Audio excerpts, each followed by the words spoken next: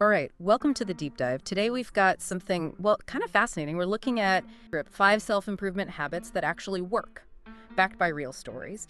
And really our mission, you could say, is to figure out how these few lines work. You know, the language, the psychology, how they grab you right away and set things up. And maybe a final thought for everyone listening. Think about that phrase, knowing exactly what to do next. How often does content really deliver that? Good question. And what does that truly mean for you, for actually taking action after you click away? It's worth considering what kind of information, what kind of promise genuinely moves you from just feeling motivated to actually, well, changing something, making that transformation happen. And these aren't just like abstract ideas. Our sources are packed with real stories. People just like you who used these exact methods to really transform their daily habits, their lives even. And what's fascinating, I think, is that self-improvement isn't really about these, grand overnight changes. Right. It's more a journey of small, consistent steps. And our sources really show how these compound into, well, genuinely life-changing progress. Exactly. So whether you're looking for, say, more focus or maybe better relationships or even just, greater day-to-day happiness, these practices have gotten huge traction lately. Social media, podcasts, thought leaders, they're everywhere. And for good reason. Yeah, because, well, they demonstrably work. There's evidence. And that's exactly what this deep dive is all about for you. We've gone through a whole stack of sources covering these strategies, our mission, to distill those key insights. So you don't just see what they are, but why they're so effective, and maybe how you could actually integrate them into your own life. Yeah, the how is crucial. Definitely. All right, so first up, if you're like me, sometimes the whole idea of starting a brand new habit feels, well, it's just overwhelming. Right, that initial inertia. Exactly. Yeah. And that's where our sources pointed to something really quite clever, habit stacking. Ah, yes, habit stacking. It's elegant, really, the efficiency of it. Well, instead of trying to invent a whole new routine from nothing, which takes a ton of willpower, right? You're essentially using your brain's existing pathways. You kind of piggyback a new habit onto one that's already totally ingrained. Piggyback, I like that. Yeah. It acts as a trigger. So it bypasses that initial friction, makes the new thing almost effortless to start. And that start is often the biggest hurdle, isn't it? Totally. Okay, so Priya's story from the sources. Perfect example. Okay. She's a busy marketing manager, always struggled finding time for exercise. You know the feeling, right? Is it? Too busy. The classic excuse, yeah. We all use it. Then one morning, making coffee, something she does every single day at 7 a.m., like clockwork. Her existing habit. Exactly. It just clicked. She thought, what if I did 10 push-ups while the coffee brews? Simple. So simple. Leveraging that trigger. Just connected the two. And the result, within just 2 weeks, she wasn't just making coffee anymore. She was doing this mini workout every single morning, didn't need any extra time, and now she actually feels energized before her commute. See, that's the power. Making the new thing almost automatic because it's tied to something that's already automatic. Brilliant. So maybe just pause for a second. Think about it. What's one tiny habit you'd like to start? And what's something you already do every single day that could be its trigger? Just something to mull over. Good. Okay, speaking of leveraging routines, let's shift gears slightly. Something many of us are, well, maybe unknowingly tethered to. The screens. I have a feeling I know where this is going. You got it. Our sources then moved into something equally transformative, I think. Digital detox micro breaks. Okay, and this isn't just put your phone down. There's actual neuroscience here, really. Okay, explain that a bit. Well, we're constantly demanding focus, that executive function, from our brains. Endless notifications, information streams. It's draining. Totally. These short, scheduled breaks, they're not just about resting your eyes. They're about giving your prefrontal cortex a genuine, crucial moment to just disengage. Disengage, okay. Yeah, let it replenish those cognitive resources. It's like getting a measurable return on your mental energy. Helps fight that decision fatigue burnout. Which brings us to Rahul, software developer. Classic case, apparently, of digital burnout. Yeah, our sources detailed his story. What did he do? He started with the 20-20-20 rule. Heard of that? Vaguely, yeah. Remind me. Every 20 minutes, you look at something 20 feet away for 20 seconds. No phone, no laptop, just a quick mental shift. Okay, simple enough. And he didn't stop there. He also brought in a no-scroll lunch policy. actually ate away from his screens. Ah, that's a tough one for many people. It is. But the results were pretty striking. 6 weeks later, his focus scores at work, up by 30%. Wow, 30%. And he was sleeping better. It just shows how these little disconnections, they aren't just nice to haves. They feel kind of essential for mental clarity, don't they? Absolutely. Essential maintenance for the brain. Yeah. So it's not about unplugging for a whole week, necessarily. It's those small, intentional breaks during the day. Like grow break. Exactly.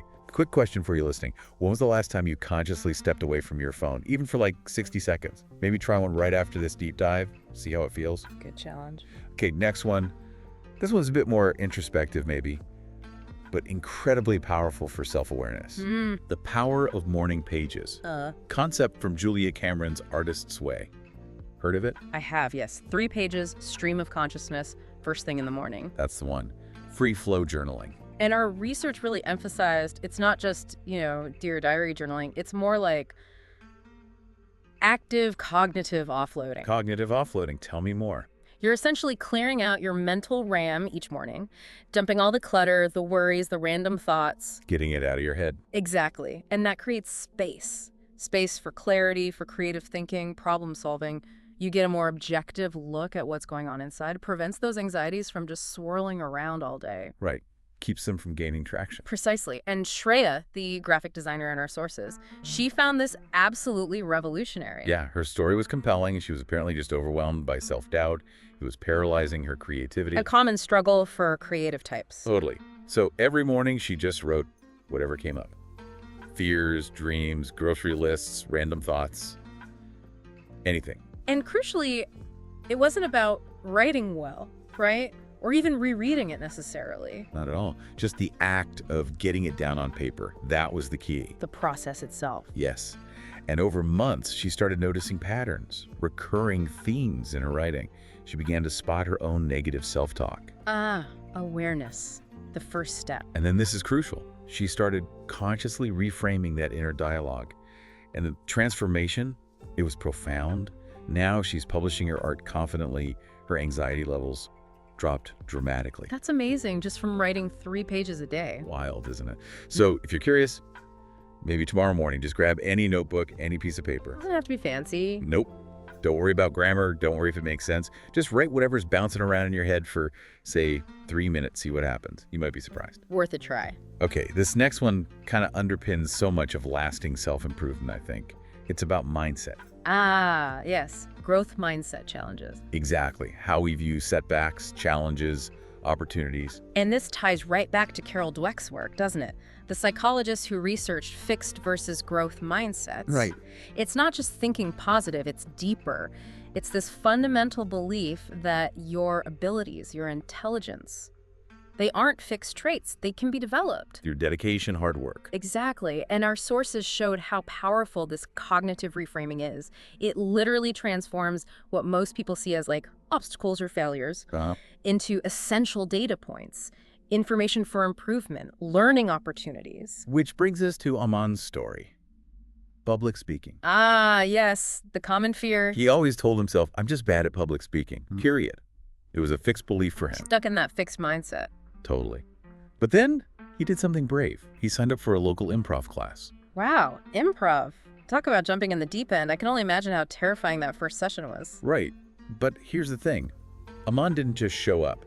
He actively worked on shifting his internal narrative. That was the key. How did he do that? Well, the first week, apparently, he stumbled over every line.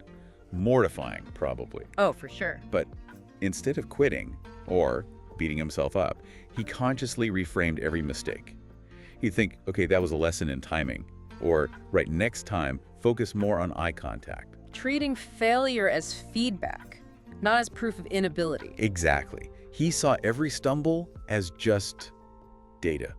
And the result, after only 3 months, this guy, who thought he was bad at public speaking, was delivering church speeches to crowds of 100 people. No way.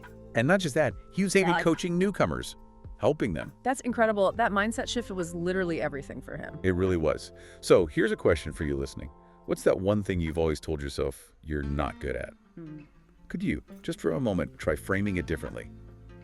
As maybe a skill just waiting to be developed, not some fixed, unchangeable trait. And that reframing is powerful. That's the first step, Yeah. right? Just considering it differently, Yeah. owning that growth mindset potential.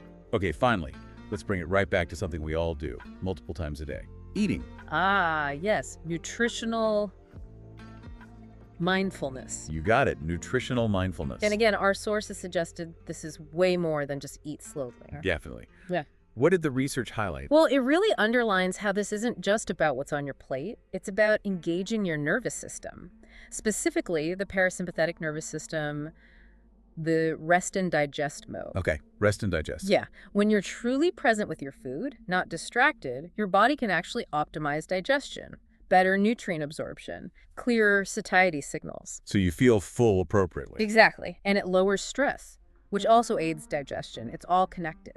Makes sense. Neha's story illustrated this perfectly. Juggling studies, part-time work, meals were just inhaled between tasks. Sounds familiar. Mindless eating. Totally. But then she started this simple habit. One meal, one practice. Okay, what does that mean? Just for one meal each day, she committed to eating with full attention. No phone, no TV, no distractions. Just focusing on the food itself. Yeah. Focusing on the flavors, the textures, chewing slowly, really savoring it. And what happened? What were the tangible results? Within just a month, she noticed she felt fuller on smaller portions. Her digestion improved significantly, and her overall stress levels actually decreased. Wow, all from just being present during one meal. It's pretty amazing, isn't it? What simply bringing conscious presence to such a fundamental, everyday act can do for your body and your mind. It really is. So maybe a little challenge. Just for one meal today or tonight, can you try it? Put away the phone, turn off the TV, just experience your food. Notice the flavors, the textures, see what surprises you. A small act, big potential returns. Yeah, exactly. So, as we've heard, none of these 5 strategies need, expensive programs or fancy equipment. Not at all. They're incredibly accessible. They really are. They just require, consistency mostly. And a bit of curiosity. Yeah, willingness to experiment on yourself almost. Right. So, here's a quick challenge. Building on that, pick just one of these 5 strategies we talked about. Habit stacking, micro breaks, morning pages, growth mindset, mindful eating. Just one. And try it. Just commit to trying it for 1 week. See what happens. 1 week. Manageable. Totally. And if you do try it, we'd genuinely love to hear about your experience. You could share it in the comments below or tag us on social media, maybe use hashtag #MySmallStep. Yeah, let us know how it goes. Because self-improvement, as this deep dive really shows, it's like a mosaic, isn't it? Made up of all these tiny changes, stacking habits, taking those mindful digital breaks, maybe doing some morning pages, embracing that growth mindset, tuning into your meals. Each one adds a little piece. Exactly. And together, you're not just doing more things, you're building a more resilient, more focused, maybe more joyful life. One small intentional step at a time. Yeah. And maybe the biggest takeaway here isn't just about doing these things. Maybe it's about how these small, consistent efforts start to transform your being. Say more about that. Well, they're not just tools for efficiency, are they? They're almost like invitations. Invitations to be more present, more intentional. More aware. Right. And ultimately, maybe they lead to a more deeply understood version of yourself. What if true self-improvement isn't really about becoming someone totally new, Okay. but about truly discovering who you already are, just buried under the noise? Discovering that person, one small mindful step at a time, something to think about. That's a great thought to end on. So if you found value in these stories, these strategies today, please be sure to subscribe for our weekly deep dives. Hit that like button too. Yeah, hit like. And maybe share this deep dive with someone you know who might be ready to take their own next small step.